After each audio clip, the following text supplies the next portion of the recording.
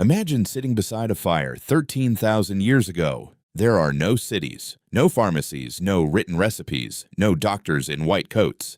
But someone passes you a strange drink made from crushed wild grain. It tastes sour. It smells unfamiliar. A few minutes later, the people around the fire begin to feel different. Their fear softens. Their voices grow louder. The dead person they came to mourn no longer feels quite so far away. This is not modern nightlife. This may be one of the oldest drug experiences archaeology can actually see. So when did ancient humans start taking drugs? The honest answer is unsettling. We do not know. The first person who deliberately changed their mind with a plant lived so long ago that almost every trace of the moment has disappeared. A leaf rots. A mushroom dissolves. Smoke vanishes. A drink evaporates. A human body returns to the earth. Stone tools can survive for hundreds of thousands of years. A swallowed plant usually cannot. That means the earliest drug use may be almost invisible. Archaeologists are not searching for a forgotten bottle labeled prehistoric medicine. They are searching for microscopic starch damage, burnt seeds, chemical residues, unusual containers, human hair, dental calculus, and plant molecules trapped inside ancient objects. And even when they find them, one question remains. Was the substance used for food, medicine, ritual, pain relief, poison, or pleasure? The same plant can be all of these things. To understand the beginning, you first have to forget the modern meaning of the word drug. Today, the word may make you imagine illegal powders, pills, addiction, or crime. But a drug is simply a substance that changes how the body or mind works. Alcohol is a drug. Nicotine is a drug. Opium is a drug. Plants containing stimulants, sedatives, and hallucinogenic chemicals are drugs. Ancient humans did not divide them into neat modern categories. They did not separate medicine from religion or pain relief from spiritual experience the way many societies try to do today. A plant that stopped a toothache might also cause visions. A drink that reduced fear might also unite a group during a funeral. Smoke that sharpened attention might also be treated as a bridge to ancestors. For ancient humans, the question may not have been, is this a drug? The question was probably simpler. What does this plant do? And humans were exceptionally good at finding out. Long before agriculture, people had to understand landscapes in extraordinary detail. They knew which roots could be eaten, which berries appeared after rain, which leaves stopped bleeding, which bark reduced pain, which plants killed. That knowledge was not optional. One mistake could end a life, but every mistake also created information. Imagine a hungry group testing unfamiliar plants during a difficult season. One root causes vomiting, another makes the mouth numb, a third keeps a tired hunter awake, a fourth produces strange colors, distorted sounds, or a terrifying sense that invisible beings are nearby. What happens next? The group remembers. The experience becomes a warning, a treatment, a story, or a ritual. The discovery does not need to begin with someone trying to get high. It may begin with hunger, or injury, or curiosity, or desperation. A wounded hunter chews a bitter plant and notices that the pain becomes distant. A parent gives a sick child a carefully prepared leaf and sees the fever change.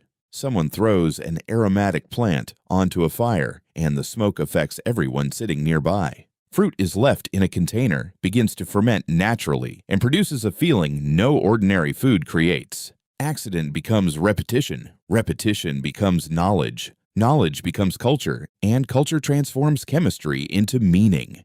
The oldest strong archaeological evidence in this story may involve alcohol.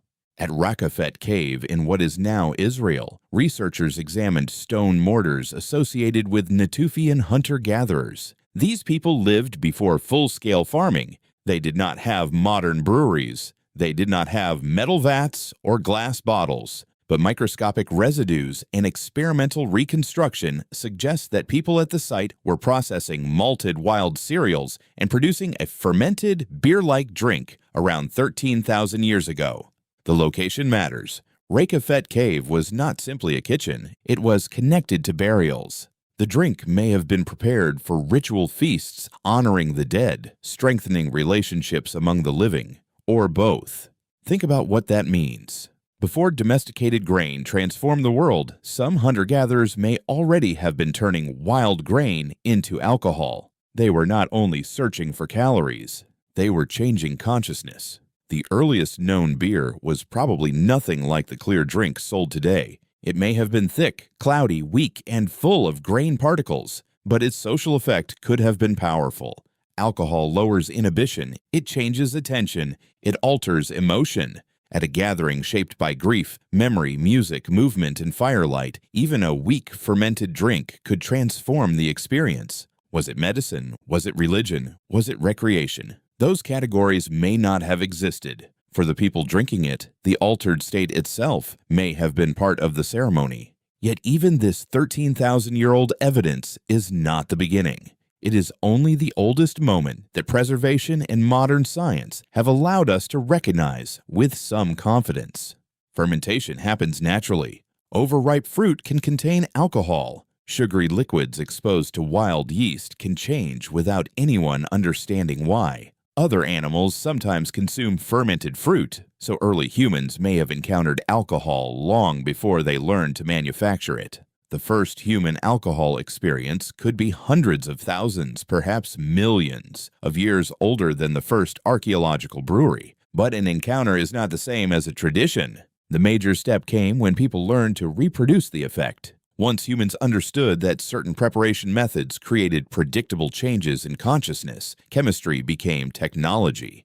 And alcohol was not alone. At the Wishbone site in Utah, archaeologists found burnt tobacco seeds associated with a hearth dating to about 12,300 years ago. This pushed evidence for human interaction with tobacco far deeper into the past than researchers had previously documented. But the seeds do not tell us exactly what happened. The tobacco may have been chewed, it may have been smoked, it may have been placed in the fire, it may have been used medicinally or ceremonially. The evidence proves that tobacco was present in a human activity area. It does not give us a video of the people using it. Still, tobacco is not an ordinary plant. Nicotine changes attention, heart rate, mood, and dependence pathways in the brain. Long before cigarettes, industrial farming, and global tobacco companies, humans in the Americas were already forming a relationship with nicotiana plants.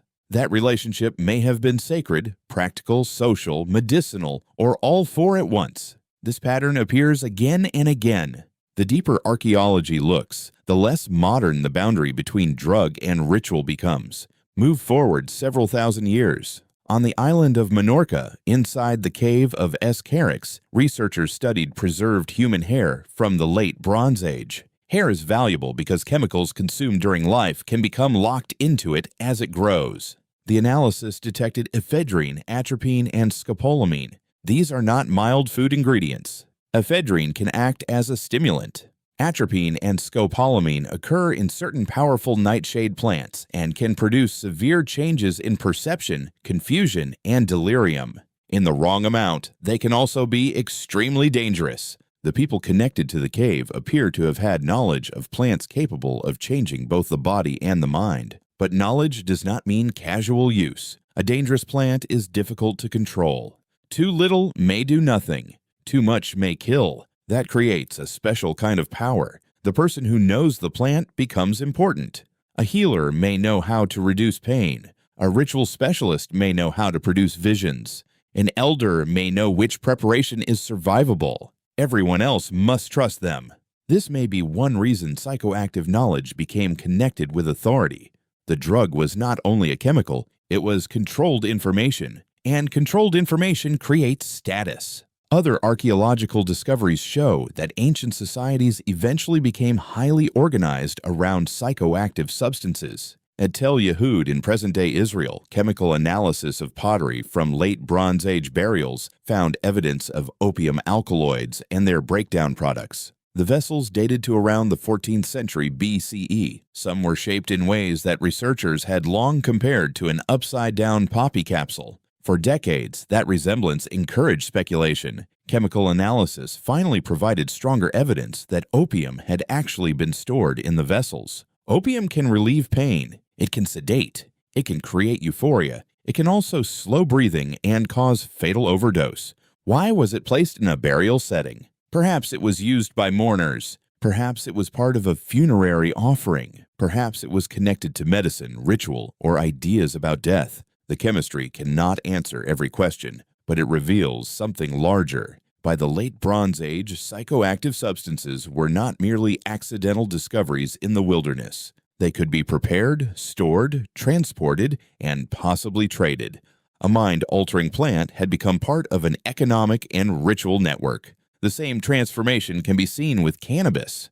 Cannabis had many uses. Its fibers could become rope and textiles. Its seeds could be food. Its oils could be useful. Finding cannabis at an ancient site does not automatically prove that people were trying to become intoxicated. That is why the evidence from Jerzankal Cemetery in the eastern Pamir Mountains is so important. Researchers analyzed wooden braziers from burials dating to around 500 BCE. Inside, they detected chemical signs consistent with cannabis containing relatively high levels of psychoactive compounds. The plant had been burned with heated stones during mortuary ceremonies. This is some of the earliest directly dated and scientifically verified evidence for ritual cannabis smoking. The setting was high in the mountains. The people gathered around braziers. Smoke entered the shared space. The dead were present. The living inhaled. Once again, intoxication and burial appear together. Why? Death creates a problem that every human culture must solve. A person was here. Now the body remains, but the person appears gone.